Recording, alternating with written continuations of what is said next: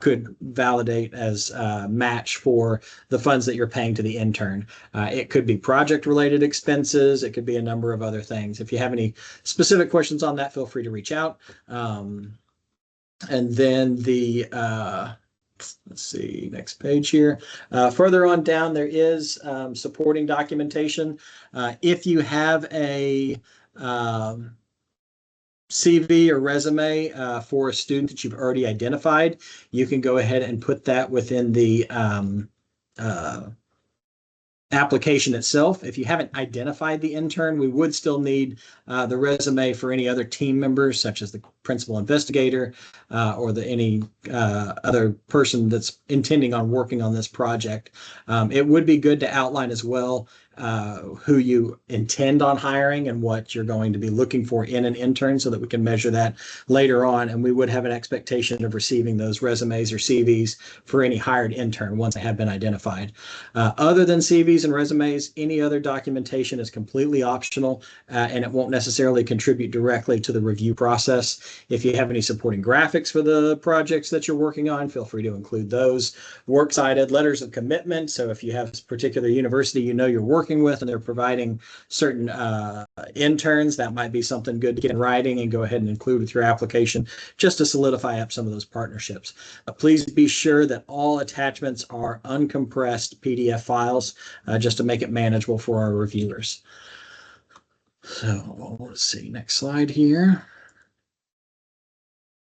Then the next section is the actual breakdown of the budget. So this is just going to be a one-year budget, but what you outline specifically in this budget is going to be attached to the contract in the case of award, and this will become your budget outline. So if any changes would need to be made after the fact, you would have to do that with OCAST in writing. So note that during the period of the project, if you're adjusting any of these categories by more than 10%, you will have to submit that for a formal modification request to OCAST, which we will review and approve. So in this particular program, most of our expenses we see are found in the personnel section, obviously, because that's where you're going to put your interns, your mentor, if you're using them as a match. All of those typically go in the personnel section. But other things that could be included, potentially professional travel, if the intern's going to a conference or to specific trainings, any supplies or consumables and equipment that it's over $500, or contractual services associated with this project that would directly relate to the success of a student in this program. So the evaluation rubric, those that are familiar with the Industry Innovation Program will find this very similar. Half of the evaluation will be done over the technical merit of the project. So our outside reviewers will look through the quality of the description of what you've laid out, how it fits into the overall OCAST mission, the risk associated with this. If this is like a research or technical area, how likely is it to come to fruition or provide positive results? And then the adequacy of any facilities or equipment or the team that you're associating with this project, making sure everybody's qualified to contribute in the way as outlined through the project itself. The other half, and again, instead of the economic impact, this will be the potential for student impact in Oklahoma. So we're looking for how many jobs are going to be created out of this. Are these interns that already existed and you're just jumping onto this program, or is this a startup for a new program that you started wholesale? What is the likelihood of these intern coming on as full-time employees after their college commitments are complete, both the commitment of the financial resources you're backing behind it and the success of the project that we're trying to put together here, and then the job training and experience provided by those interns, as well as the fiscal impact on them, what you're providing them to supplement their educational costs. So that's the other half of the evaluation rubric in this particular program. So I'm going to take a moment to quickly look over our new funding portal. For those of you long-term members of the OCAST ecosystem, you'll know that we previously used a system called OGX, but we've recently moved into this funding portal, which we've seen a lot of success with our first round of industry innovation this year. But for those of you that aren't familiar with it, I'm going to give a quick walkthrough. Full disclosure, I did recycle some of my slides from a previous iteration of this. So if some of the tabs don't look identical to what you're seeing on your screen, that would be the reason why. But for anybody who found us through the resources hub, where the link to this webinar was, you go to that same tab and click on Funding Portal, and you can find a direct link, or you can go to this URL right here and find a link to that funding portal, and you will need to register. So if you don't have an account, you can click right here at the bottom for sign up now for a new account, and just register with any email address. It'll send in a verification. There's no approval process on OCAST. It's just automated based on the email address that you put in there, and then you'll have access to the system. But whoever signs into this and creates this account, they're the primary person that's going to have access to the application start to finish until it's submitted. And then if you go to award, there might be additional people that can be included to access those things. So it's a very simple process. Just put in your name, or I'm sorry, your email address, punch that button that says send verification code. It'll send you an email to verify that that's a legitimate email address. Then just make up a password and give your first name, last name to get into the system there. Once you've logged in, for those of you that did industry innovation this year, it does look a little bit different. So you will note that there's two buttons here now to start a new intern application and a new industry innovation application. Industry innovation is now closed, so obviously that button won't take you anywhere and that no longer works. But to start a new application, you'll click on new intern application there and it will start. On this screen here, you will see all of the applications that you've previously started as well as their status. And it will keep track of those by application ID number. So if you do a number of these over the years, it's probably going to show several of these. And then on the left-hand side here, you can see that there's filters that you can apply to narrow down to the ones that you're specifically looking for. But once you've started an application, gotten through a couple of steps, it saved it, you can return here. And by clicking on this drop-down arrow on the right-hand side, you can go to edit any application that has not yet been submitted, and it's still within that application period, which is pretty wide open for this program. So moving on, very beginning of it right here, you'll do just general project title to get started, and it will assign you a project number in the next page. You'll see this next page where you're putting in your application organization and an outline of the employees you have at your application. Once generated, your application ID will show up here at the top right. It's important to keep track of that. If you ever reach out to me or anyone else at OCAST with a question about your application, that's the first number that we're going to ask for what that number is there.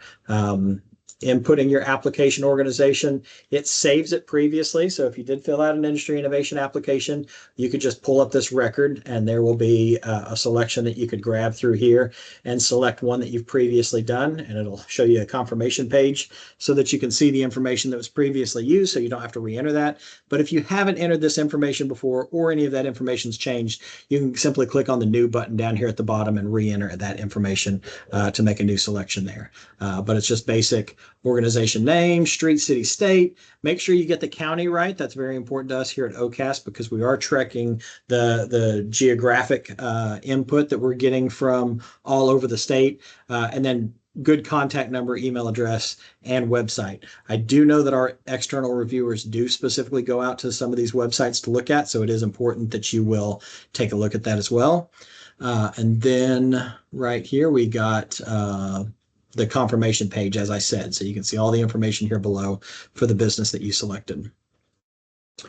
All right, and then going on to the next page here, contract official is the next designee that you'd put. Again, if you've previously used our system, it will have saved information in here that you can select. If you've put someone on a previous industry innovation or intern application, you don't have to re-enter their information, just select them from the list. But if it is new, click on new and get their information in as well. You'll be designating 3 people on this contract or on this application. Your contract official, that's the person we're going to be reaching out to sign the contract in the case of award. A fiscal agent, the fiscal agent's the person we expect to communicate with when it comes to invoicing. So if you have a particular accountant or secretary that's going to be mostly sending in those invoices with their documentation, we have you identify them here on the application so that we know that person's authorized to communicate with us as well. And then most importantly, the principal investigator. We consider that person both the mentor for the intern as well as the project lead, and they'll be the sole point of contact for OCAST for all official communications related to this application and then the award later on. So after that, you come in here to project application, or I'm sorry, project information. Again, I described the project abstract. There's a limit of 1,000 characters on here, and this is just given a quick executive summary overview that we will be sharing with our board at the time of award. This application specifically, again, I've regurgitated this slide from my previous slideshow. So there won't be a years of OCAST funding. This will be locked out as one, and you won't see that. And then your application ID will actually show up as an IP here. But other than that, this will look very similar. So then project information, one important thing to note, so the project description could get rather long. This can be several pages of solid text if need be to describe your thing. Since it does show up as a single bar here, notice there's a little tick mark at the bottom right. You can actually grab this and drag it out on your screen so you can get a bigger view at it. That's important if you're trying to do the readability of what it is you've submitted here. You are welcome to copy and paste out of Word into here, but it's important that you keep note of the formatting because this will just be a solid text string. So in some cases, it could mess up your formatting there. And if for whatever reason you copy and it won't allow you to paste, that means you've exceeded the character limit in there. There are some predefined character limits, even though they're rather large for any of these text fields in here, which is a restriction of the system itself. So if for some reason you're copying and the paste doesn't happen, you might go back and check and see how lengthy that is and try to shorten it up some. So once you go through the project information, the student impact section, there is a space here for uploading documents. I would recommend not using this folder feature. We did not realize it was going to be utilized as much as it was in previous application cycle, and that did cause a little bit of problems for our reviewers trying to navigate all the different files for someone who had a very extensive folder system. In the most cases, we're just looking for 1 or 2 files for a bulk group of CVs and resumes. That's the main thing they're going to be reviewing, and then just clearly label each file with what it is it contains so that if there's any other documentation in there that the reviewers may want to look at, they could easily find it. That's not hidden through some sort of subfolder structure. So, and then lastly, there will be a year 1 budget that you will complete. Again, this is only for a 1-year project or a 1-year intern project. So you will be restricted to that single year, but you'll put that in here. The personnel budget items will work just like those previous company and contract official, fiscal agent, and principal investigator pages where you click new here and you'll be creating a new line for each one of these to give the person's name, title, how many hours a week they're going to be putting on this project, how much of the OCAST funds will be paying this person, and then how much of the matching funds paid by the company or some other external place to match those OCAST funds, as well as the total here. So you'll put potentially your principal investigator, any other team members that might be associated with supervising that intern. And then for the interns themselves, if they haven't been identified, you can just simply put intern number 1, intern number 2, and include it that way. And then for any of these other categories, you simply hit the drop-down menu, click edit, and it'll let you edit both the description and the funds amount here so that you can input those as well. Once you go through that, there will, again, only be 1 year. This is where you put in that, personnel information. Edit any other categories. Once you go through that, it will show you a confirmation page. Now, keep in mind, this does show 3 years here, but there will only be a single year worth of funds, and it'll be summed up here at the bottom for a total budget cost here, but this is the amount that you're actually requesting from OCAST.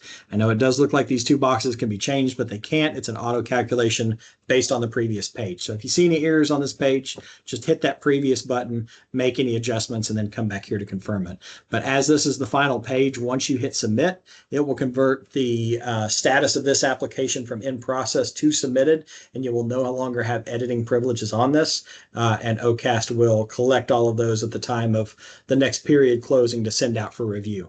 If for some reason it was submitted by mistake and you do have edits that are needed, just reach out to me directly. I will be able to roll that back for you. But please keep in mind, if you have it rolled back after the deadline date, there's a good chance that it will either not be awarded or it will have already been sent to review. But otherwise, there shouldn't be any problem with rolling that back if needed. So. Lastly, once you submit it, you can come back here to the funding page and you can see this 3rd column here says application status. As long as it says submitted, you're good to go. And then once the reviews are done and come back, you will see a link here that will show you the reviews that have come on that application, but that won't happen until after the time of award, in which you would have already received an email as well, letting you know whether you've been successful in your application and if you're going to be expecting a contract.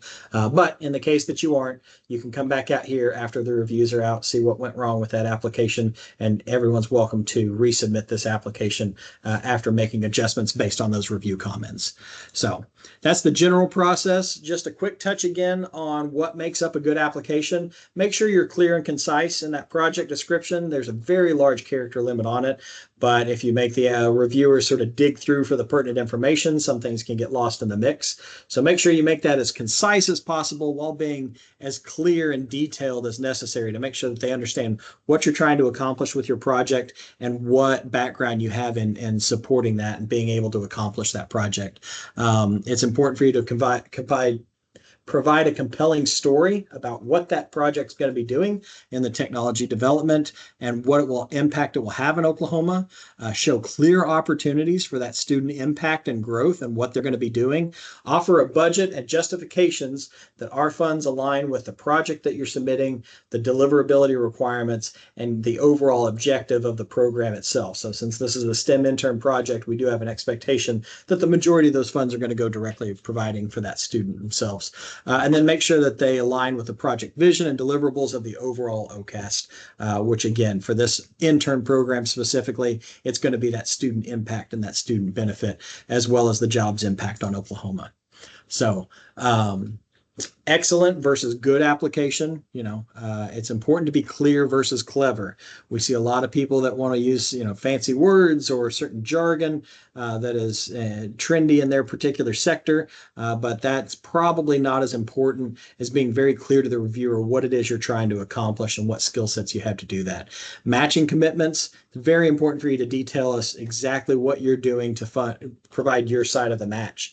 And if it's the case that the project is a $500,000 project, that's easily going to match the $30,000 we're providing here, but make sure you're real clear on what that matching commitment's going to be spent on and how it relates specifically to this project. And then we do want to see the benefit that it's having to both Oklahoma as a whole and the company applying specifically.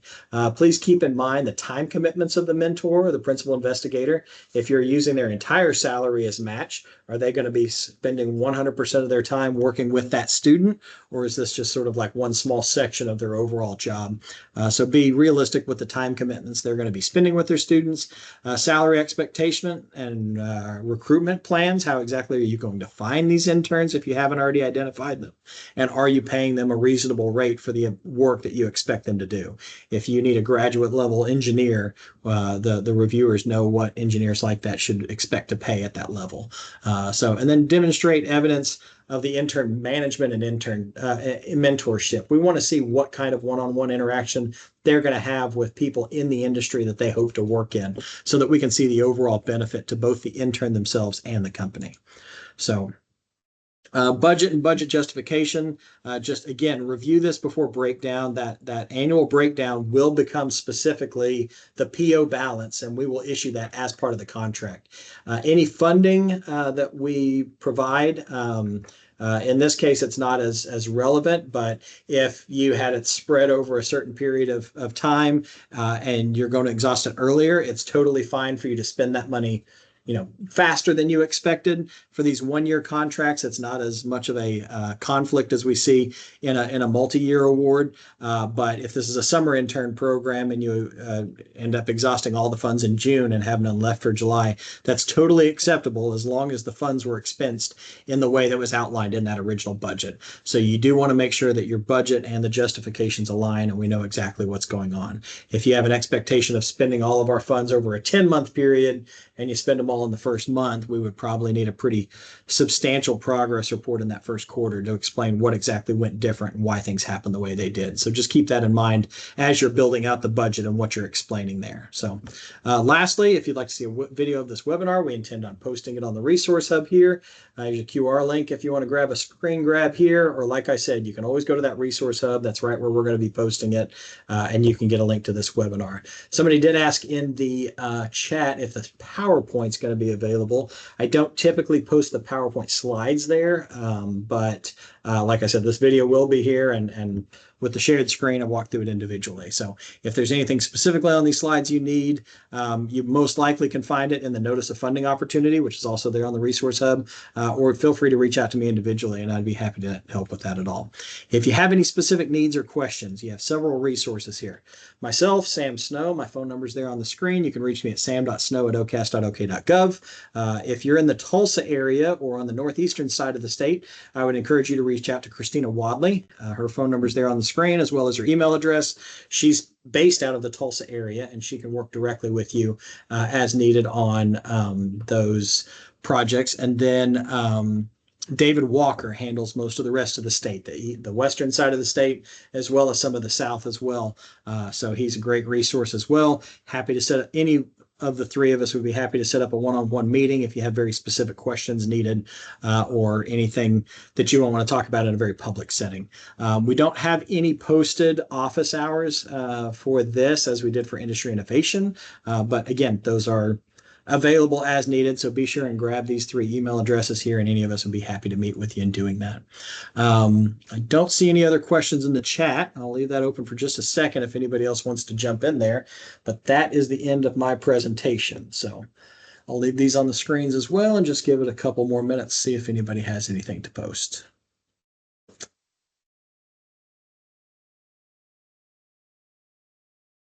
All right. Well, saying none, thanks everybody for joining. And again, if you have any questions, don't hesitate to reach out. The first closure to gather applications and send off to reviewers is going to be Halloween, October 31st. And we hope to present those to the OSTRAD board in December with a January 1st start date of 2026. So we look forward to seeing your application. Thank you so much.